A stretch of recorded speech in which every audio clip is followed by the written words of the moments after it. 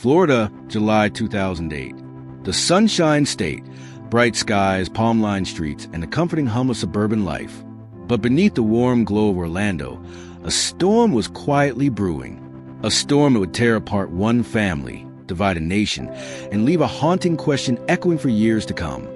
What really happened to Caylee Anthony?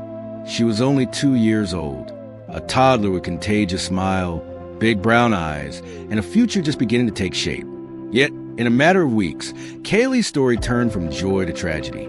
At the center of this unfolding nightmare was her mother, Caylee Anthony, a young woman whose choices, secrets, and lives would soon become the focus of one of the most sensational trials in American history.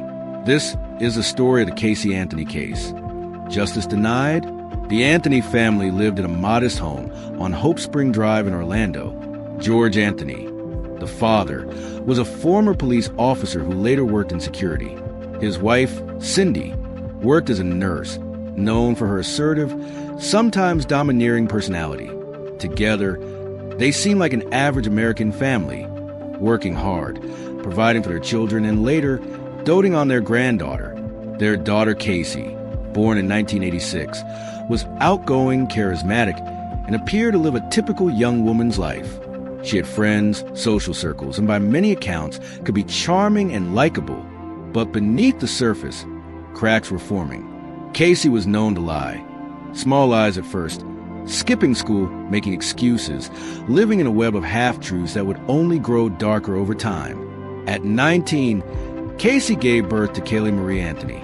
The father's identity remains disputed and uncertain, with theories ranging from casual relationships to more sinister speculations. Regardless, Caylee became the center of the Anthony household. Cindy and George embraced the role of caretakers, often stepping in where Caylee seemed absent. To neighbors, Caylee was a bright light, talkative, affectionate, the type of child who could win hearts instantly. But behind closed doors, tension simmered. Arguments between Caylee and her parents were frequent. Cindy reportedly clashed with her daughter about responsibility, employment, and motherhood. Caylee wanted independence, the freedom of youth, while Cindy demanded accountability. Caylee, in many ways, was caught in the middle. On June 15, 2008, Father's Day, George and Cindy spent time with their granddaughter. Caylee was last seen alive by her grandparents that evening. They remembered her as happy and playful. Cindy recalled Caylee singing, "You Are My Sunshine," a haunting memory that would later resurface in court and in interviews, almost like a ghostly farewell. The next day, June 16th, Caylee vanished from sight. Caylee left the family home, taking Caylee with her. She told her parents she was heading out for work, dropping Caylee off with her nanny and continuing her life as usual. But Caylee Anthony did not have a job, and soon it became clear that Caylee's whereabouts were not what Caylee claimed. For the next 31 days, an entire month, Caylee was gone, and yet her disappearance was not reported to authorities, not by Caylee, not by friends, not by anyone in her immediate circle. Instead, Caylee Anthony embarked on a strange, unsettling chapter that would later shock investigators and the public alike. During those 31 days, Caylee's life appeared anything but that of a frantic mother searching for a lost child. She was seen partying, attending clubs, and spending nights with her boyfriend, Tony Lazzaro. Photographs would later emerge showing her dancing at Fusion, a popular Orlando nightclub, seemingly carefree and detached. She got a tattoo on her back that read Bella Vita, Italian for beautiful life. The timing of this tattoo would later fuel suspicion. How could a mother, whose child was missing, or worse, choose to ink such a phrase on her body? To some, it was a chilling symbol of indifference. Caylee told friends that Caylee was with a nanny named Zani. She said she was working late shifts at Universal Studios, climbing the career ladder, juggling the responsibilities of motherhood with independence. But nearly all of this was a lie. Investigators would later discover there was no nanny named Zani. Zani the nanny, as Caylee described, was a fabrication, a phantom caretaker created to cover her tracks, a convenient scapegoat for difficult questions. Even more disturbing, Caylee's own parents, George and Cindy, believe her stories. Cindy spoke to friends about Caylee being with a babysitter, unaware that her granddaughter had already been missing for weeks. On June 30th, George Anthony received a notice from a local tow yard. Casey's white Pontiac Sunfire had been impounded after being abandoned. When George and Cindy went to retrieve it, an odor filled the air, one that George, as a former police officer, recognized instantly. It was the smell of decomposition. Inside the trunk of Casey's car, investigators later found traces of chloroform and suspicious stains resembling those left by a decomposed body. Forensic testing revealed the presence of human decomposition compounds. Though not conclusive in identifying a specific victim, the evidence suggested that a body had been in that trunk. But where was Caylee? By mid-July, Cindy Anthony reached her breaking point. She had not seen Caylee in over a month, and Casey's stories were unraveling. On July 15, 2008, Cindy dialed 911, not once but 3 times. In the first call, she reported her daughter's car had been towed and smelled like there's been a dead body in the damn car. The dispatcher seemed stunned.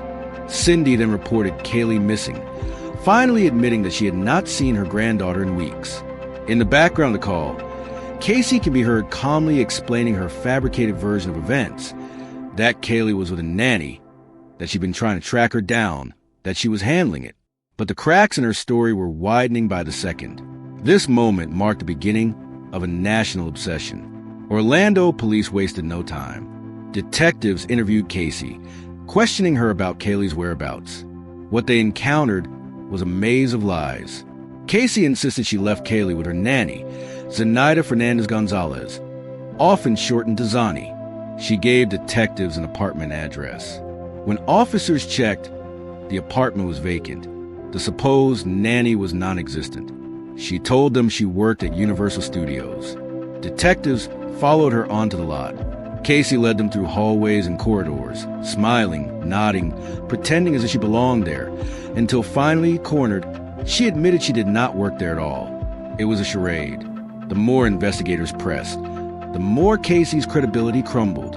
To them, it appeared clear. This was not the behavior of a grieving, desperate mother. This was something else. Something darker. News of Caylee's disappearance spread like wildfire. Television networks seized the story, broadcasting photographs of the missing toddler across the country.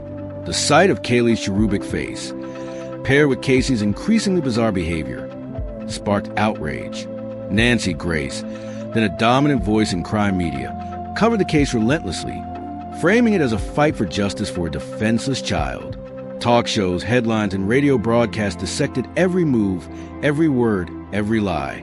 The public began forming an opinion long before trial ever began. Caylee Anthony was guilty. As weeks turned into months, forensic testing deepened suspicion. Scientists found high levels of chloroform in the trunk of Casey's car. A strand of hair recovered from the trunk matched Caylee's DNA and displayed post-mortem banding, a condition that occurs in hair after death. Computer records showed searches made on the Anthony home computer, queries for chloroform, neck breaking, and even how to make chloroform.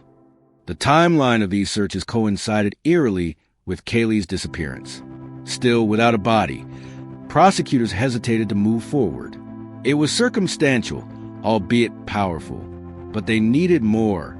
On December 11, 2008, 6 months after Caylee was last seen alive, a utility worker named Roy Kronk stumbled upon a suspicious bag in a wooded area less than half a mile from the Anthony home. Inside were the skeletal remains of a small child. Nearby were children's belongings: a blanket, a shirt, and duct tape that appeared to have been placed across the skull. DNA confirmed the worst. The remains belonged to Caylee Marie Anthony.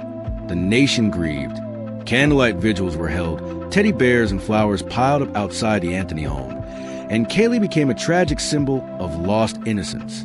For investigators, the case had shifted. It was no longer a missing person search. It was a homicide. Caylee Anthony was arrested and charged with first-degree murder, aggravated child abuse, aggravated manslaughter, and providing false information to law enforcement. If convicted of the murder charge, she faced the death penalty. Prosecutors painted a picture of a selfish, reckless young mother who viewed her child as a burden. They argued Casey killed Caylee to free herself from parental responsibility, to reclaim the carefree life of parties, relationships, and independence. The chloroform, the duct tape, the lies, all, they said, pointed to premeditation. Casey's defense team, however, was ready to fight, led by attorney Jose Baez. They claimed there was no murder at all, that Caylee had accidentally drowned in the family pool, and Casey's bizarre behavior was a product of trauma and fear, not guilt. The stage was set for a courtroom battle that would grip the nation. In May 2011, nearly 3 years after the disappearance of Caylee Anthony, the world turned its eyes to a Florida courtroom. Inside, a young mother sat at the defense table, her face calm, her hands folded, her life hanging in the balance.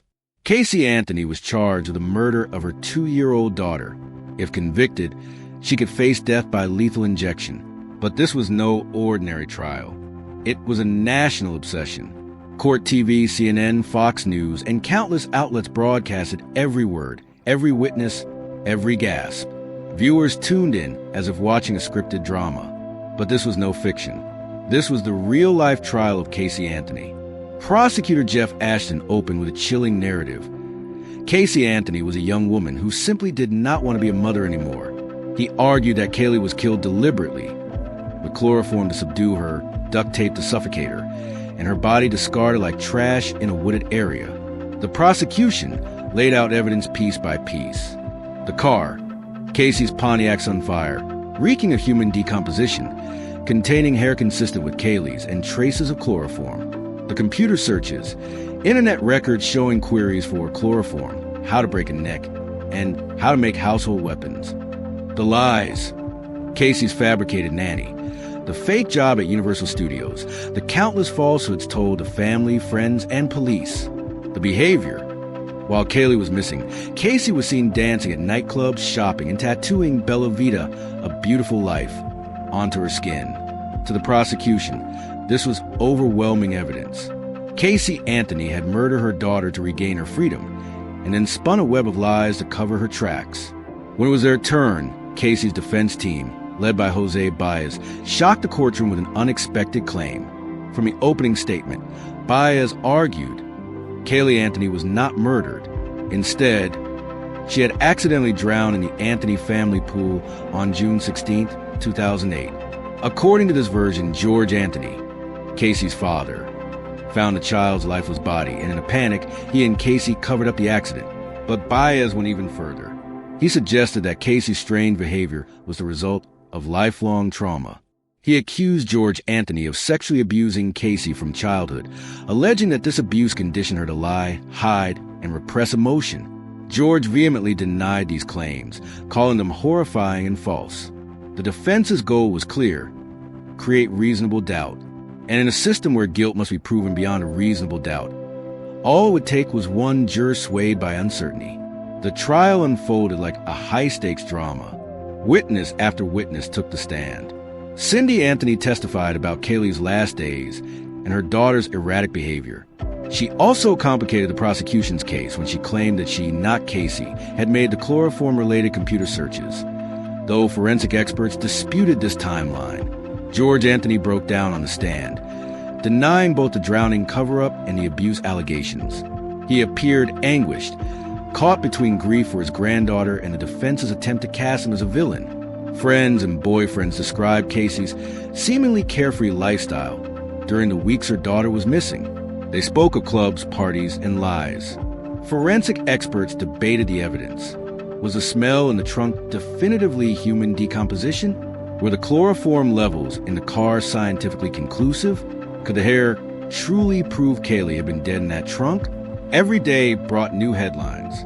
News anchors analyzed strategy, jurors scribbled notes, and the public watched with outrage or fascination.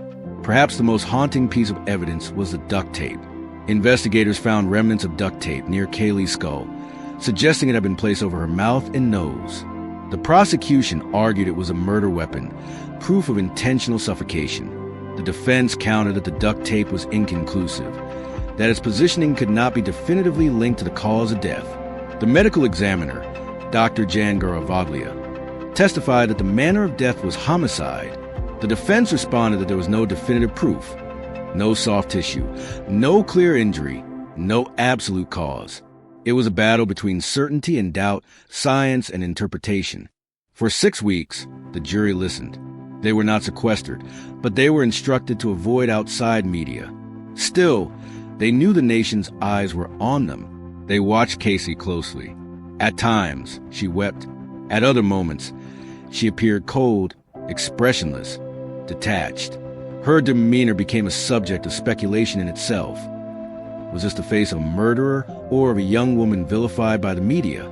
On July 3rd, 2011, both sides delivered their final appeals. The prosecution urged the jury to use common sense. They painted Caylee as a pathological liar whose lies led to one inevitable conclusion. She had killed her child.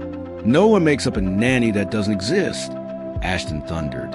No one parties for 31 days while their child is missing. No one tattoos beautiful life on their back after their child is gone, unless they are guilty. The defense countered with doubt. They reminded jurors that the state had failed to prove how Caylee died.